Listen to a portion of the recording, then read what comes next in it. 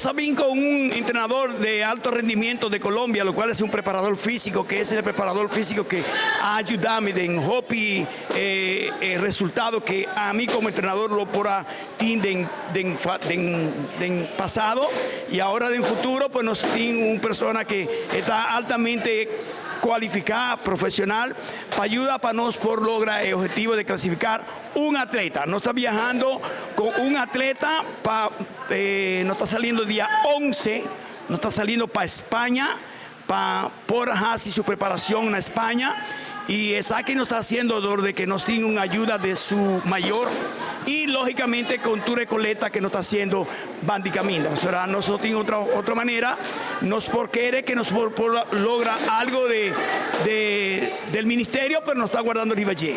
Eso no significa que nosotros vamos a ayuda a Dinan, pero nos está ya preparado para salir día Yesún de marzo. No vine a trabajar específicamente con Maylin Frader, que estamos saliendo para el clasificatorio olímpico, con el trabajo y esperanzado en que los resultados nos permitan poder clasificar a los Juegos Olímpicos. Hoy estamos haciendo un trabajo de fortalecimiento específico.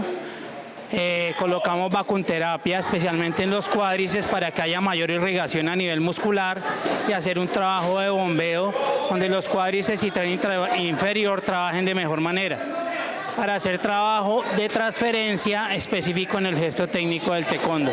Trabalhando bem bom, nós temos representante de Maylin Frader, está em seleção, em categoria juvenil, ela vem com um bom resultado, agora que está entrando em categoria adulto e está, nos prospectos para o classificatório olímpico, que toma lugar em abril. E agora que Maylin também está preparando para isso. Nós estamos pedindo sempre danke, naturalmente não está aportar com atleta de escola de taekwondo, Tiger Taekwondo Academy e minha escola de taekwondo, Impact Taekwondo.